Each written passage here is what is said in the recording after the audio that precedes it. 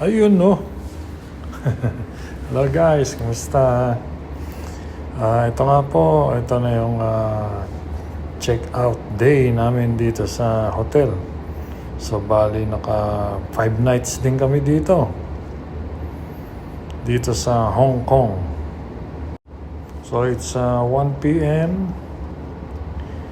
And kakain muna kami bago kami lumarga papunta ng airport. Going to our next destination. Sa labas ng hotel may mga restaurant, so bibili kami doon and dito namin kakainin bago kami umalis. There. No, I don't want that. I want drink. And the... Juice. Buko juice. Coconut water na lang po. This one? Walang juice dito. Okay. Just click 1450. Ha? 1450, press.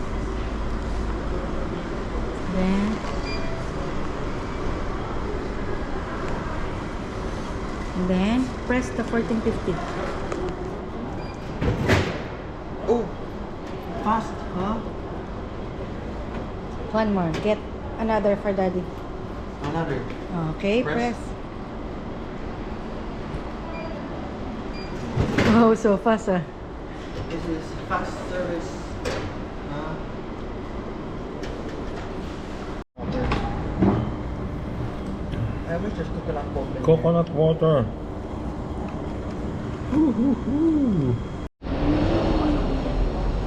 Southness Hotel. Yes, so tapos na nga po kami kumain and now lumabas na kami dito sa side ng hotel. Yung pick-up area ng mga taxi ng Uber. So papunta na po tayo ng airport. And now, nandito na po kami sa airport. Nakababa na kami sa taxi. So from the hotel papunta dito sa airport, nasa 40 minutes din yung biniyahe namin. Mababang biyahe. Bali, sinakyan namin yung parang van. Ganon, hindi kasi kasya kami sa taxi dahil may mga kanya-kanya kaming dalang bagahe. Kung taxi, hindi kami kasya sa isa. Magdadalawa kami. So, isang malaking van na lang ang binok namin. Kung bago po kayo dito sa channel natin, paki-like, comment, and subscribe naman po. Thank you po para ma-update kayo sa mga upcoming uploads natin. Thank you po. And nagulat nga ako dito sa airport ng Hong Kong. Ang laki, sobrang laki, grabe. Ito nga, nasa D kami, letter D. And yung airline namin nandun sa N. So, dun pa kami sa dulo. Nasa 40 minutes yata kami naglakad mula doon kanina sa kabila hanggang makarating na kami dito. Nakakatuwa dito sa airport ng Hong Kong. Amazing, ma-amaze ka. Sobrang laki. Nung dumating kasi kami dito, hindi ito yung nilabasan namin. Iba yung arrival sa departure. Kaya ngayon lang namin nakita itong lugar na to. Sobrang laki. Yes, nandito na nga po tayo ngayon sa nakapila para i-check-in yung mga bagahe natin. Daming tao. Haba ng pila. So, si Sempak, Cebu Pacific ang sasakyan po natin.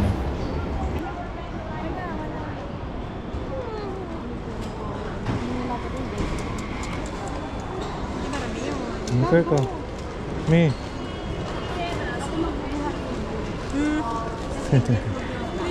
Video pala. Oh, tapos na kami sa baggage. Doon yung baggage yan. Masok kami doon. We're going to immigration. Thank you Lord. At wala naman naging problema sa baggage. Sakto lang lahat ng dala namin kilo, yung bagahe, sa limit na kilo. So nalampasan na namin yung immigration, yun, no? Yung mga salamin, may mga naglalayo, no entry na yun. Doon lumalabas yung galing sa immigration. After you pass by the immigration. So dito may mga makikita rin kayong mga stall ng mga souvenirs. Pwede kayong bumili kung may mga natitira pa kayong Hong Kong dollars or yung card nyo. Kung may laman pa yan, pwede nyong gamitin dito para hindi masayang. Napabili tuloy kami ng tubig dahil yung dala namin tubig na wala sa isip namin, tinapo namin. Imbis na inumin namin, napunta sa tapon.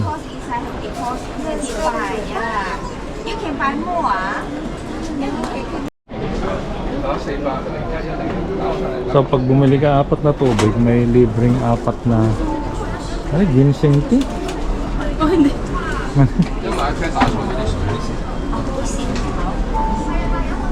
So na-consume natin yung Yes. natawag doon? Negative pa. Ganito pala sa kanila. Kailangan ini-negative mo na kasi hindi mo naman nagagamit sa susunod. Okay lang lang negative. Kunwari, negative. May kulang. Oo, kulang. Okay Buti lang. kang tanggapin sa tindahan. Oo, tinatanggap. Pati yung sa Kahit kulang kape yung bayad. kanina. Kahit kulang yung Opo, bayad. nag-negative. Binabayaran din sila. Ganun daw. Sino Sabi- magbabayad? Sila, yung ano, sila magbabayad sa tindahan. Sino magbabayad? Yung octopus kan. Ganun. Yung tinuro sa amin ng kabayan kanina, tinuro pati Galing, no? dito. Ang galing nga eh. Pagpasok mo pala ng immigration dito, malayo pa rin. Maglalakad ka pa rin. At marami kang madadaanang mga store na pwedeng pagbilan ng kung ano-ano. Depende sa needs mo. Ito, oh. Yung mga Samsung, everything. Ang lawak pa rin pala dito. Kala ko paglampas na immigration, nando na. So yung binila namin kanina ng tubig pala, akala ko wala nang iba. Mas marami pa pala dito. So nagkahiwalay muna kami dahil yung kasama namin, si Mami at saka si Ate, naghanap ng souvenirs. Dahil yung may binili kaming souvenirs, doon malapit sa hotel, ang nangyari naman, sa dami ng pinaglagyan namin na drawer doon sa hotel, souvenirs. Yung isa nakalimutan namin tingnan. Nakalimutan buksan, kaya naiwan. So ang gagawin namin ngayon nito, may kukontakin si Mrs. na kakilala niya na nandito sa Hong Kong and kukontakin yung hotel. So pupuntahan doon para kunin, hopefully. So babayaran na lang namin yung tao para mamasahe siya pagpunta dun sa hotel and makuha. And kapag nakuha syempre ng tao, papakisuyuan na lang namin na ipadala.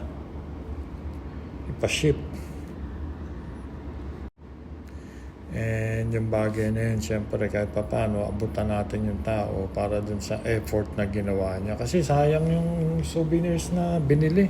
Pagka hindi kinuha, pagka pinabayaan, binaliwala mo kasi madami-dami rin yun eh. Nakakapanghinayang naman. No? Pagkakabili pa naman doon na medyo nakapag-discount kami. So sayang. Tsaka iba't ibang klaseng souvenirs yun. May keychain, mga rep magnets, ganon. Imagine mula doon sa last na dinaanan namin na bumili ng keychain, ang layo pa rin pala ng nilakad namin. Ganun kalaki itong airport ng Hong Kong, di ba? Yung 10,000 steps namin, sobrang 10,000, nasa 100,000 na yata. Simula't simula pa nung first day namin dito kasi more on dito talaga maglalakad ka. Although may mga metro, may mga train, maglalakad ka pa rin. Sa wakas, nakakita kami ng vocalator. Si Kirk, napagod, nangalay na yung kamay. Sa bit-bit niyang mabigat. Nakapag-relax pa din. Sakit pa naman na itong paa ko. Hindi nawala yung pamamaga dahil kahit iniinuman ko ng gamot, bugbog naman sa lakad, panay lakad. Kaya hindi nawala yung maga niya. Kailangan talaga nito pahinga. Ang nangyari pa nito talagang nagiging cause pa ako ng delay. Nagiging mabagal yung galawan ba. Dahil mauna sila sa akin maglakad. Pagdating dun sa pupuntahan sa dulo, hintayin pa rin nila ako. Kaya nagtatagal kami. One of the busiest airport talaga itong Hong Kong. Kaya ganito rin talaga kalaki yung ginawa nila dito. Dahil kung maliit sa dami ng tao na dumadaan dito, nag-stop over, mga tourists, yan, magiging siksikan sila dito. Yes, so nakarating na po tayo dito sa gate natin and eto nga po, waiting na tayo dito sa aeroplano and nakapag-relax din, nakaupo-upo. 紅燈呢前往台北嘅旅客請注意，該航班嘅登機大口已改為47號大口，47號大口。Attention please, passenger star CI9162 Taipei. Please note that the departure gate is now changed to gate 47. Gate 47. 请注意，搭乘东方航空 CI9116航班机前往台北特请注意，该航班的登机大口已经改为47号大口，47号大口。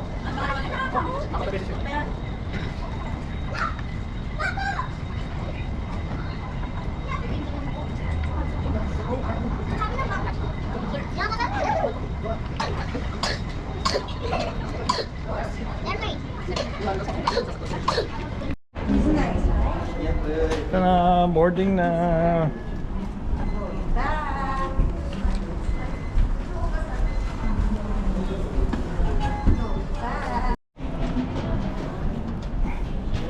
From Hong Kong to the Philippines. Sa first business, this is first. Doon kami sa second business. Bye-bye! Sabi niya siguro sa akin, hindi ko naintindihan.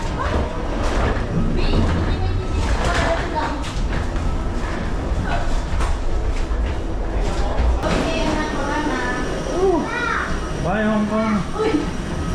Hello tatay! Hi! Bound to Manila.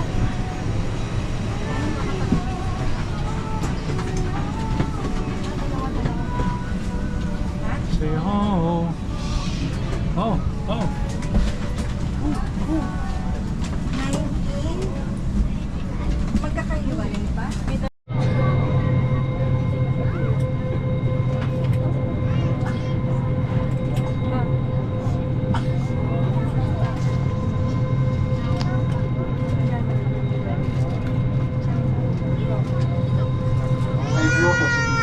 You will get a report from the flight deck, your captain speaking. On behalf of Iyon no. Andito na po tayo sa Philippines. Pilipinas sa airport ng NAIA. So time check 7:10 PM. So papunta tayo ng immigration. After immigration, dun sa baggage kukunin natin and then labas na ng airport. So paglabas po namin ng airport, nag-book na lang kami ng Grab. So pinili namin yung medyo malaki-laking sasakyan para magkasya ulit tong bagahe namin. So nandito na kami sa loob and nandito na si Kuya. Bumiyahe na. Babiyahe na kami. So from here siguro mag-skyway na lang tayo, ano? Kasi yung oras ngayon mga 8 in the evening, so kasagsagan ng traffic yan sa EDSA.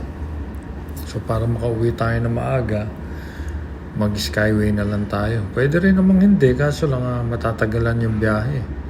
Siguro abutin pa ng mga 2 oras yan. Unlike sa skyway, less than an hour, depende sa layo. Yun. So si Kuya may laman pa yung card niya, no? So, doon na lang dinidak and then babayaran na lang namin siya mamaya. Guys, thank you po ulit sa pagsama ninyo sa amin sa trip na ito. Hanggang sa muli po. And don't forget na paki-like, comment, and subscribe. Till then, thank you.